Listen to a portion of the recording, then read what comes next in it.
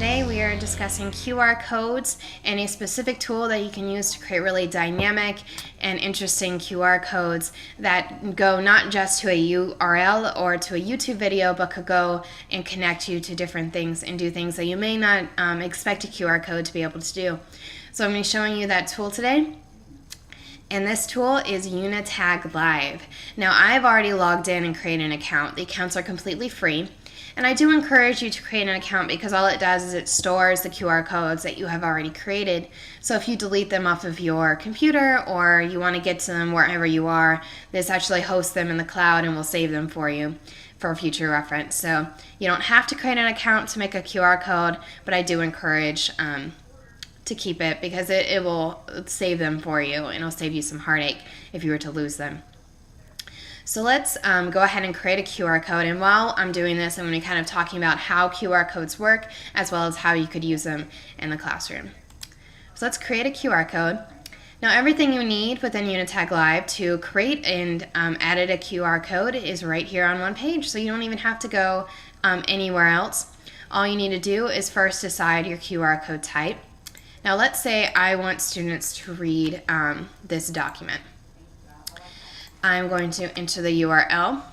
Now they give me two options here.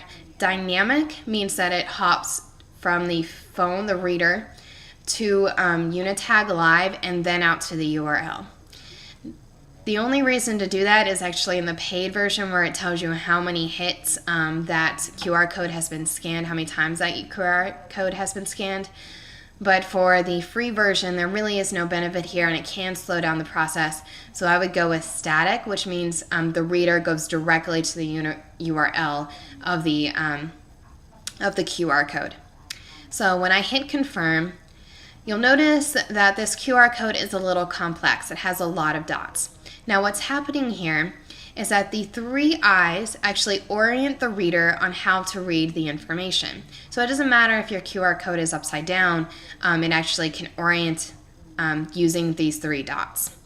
The dots that are inside take the URL and they convert it to light and dark space, much like Braille. So letters in Braille are converted to dots and non-dot spaces. But the letters within a URL are converted to dark and light space, which are then read by the QR code reader and converted back into the URL. So that's how that information actually gets read.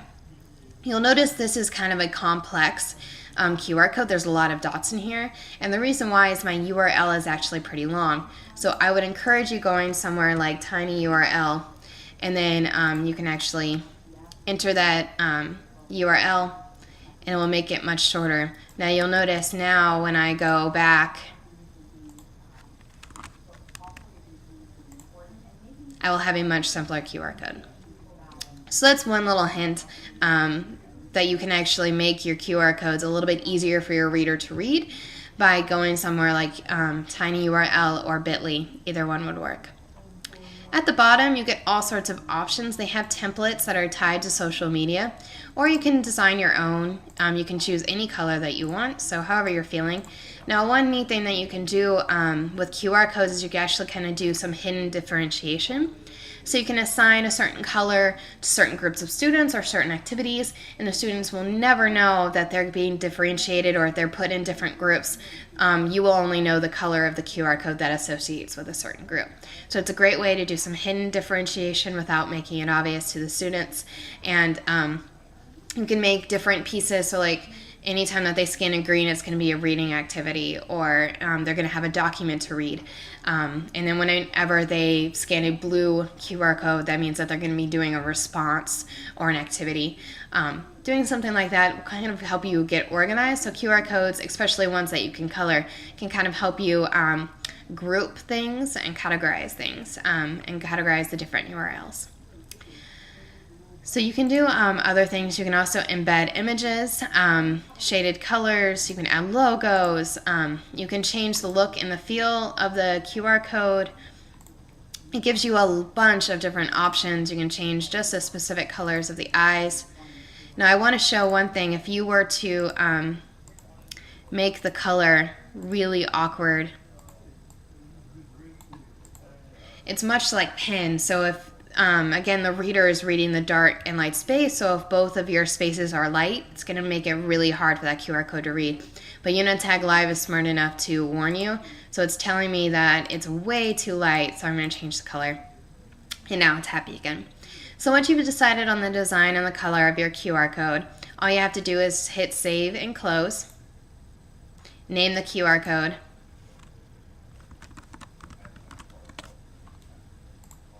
and then it's going to give you the option to actually go back and design it, or you can actually download it.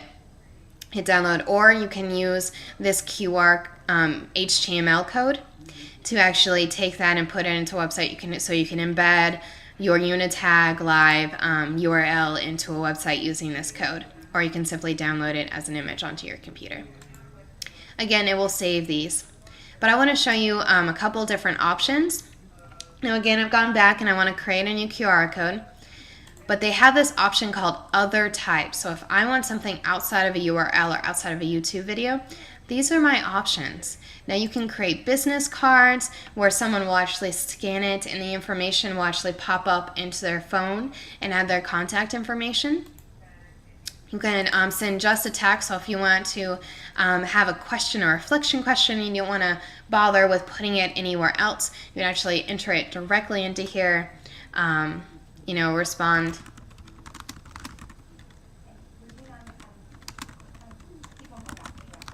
Can't type today. And it will actually convert that information into a QR code. You can send information, like if someone scans, you can actually have it pop up with your email address. They can type in all the information and it will send an email to you. So if you're doing something like parent night and you want people to be interacting with you, you can do those different pieces. Geolocation's pretty neat. If you're having kids read a story, or you're doing anything with geography or world history, you can actually have the QR code go open the map within the phone or within the device and show a map of where that information is. So you would have to look up the latitude and longitude, but you can actually have students have an interactive map of where they're reading in the book or what they're learning about on their devices. So that can be a really neat piece. And one other piece, if you have a visitor coming to your school, or if you have guests coming to your house and you can't show them the wireless password, or you don't want to go through the trouble of having to type it in every time, you actually hit wireless network, enter your information, and what will happen is anytime that someone scans that QR code, it will connect with the phone and give the phone that information, and the phone will connect to the wireless internet without you having to do anything at all. No one knows your password. You didn't have to enter the password. A lot easier for everybody.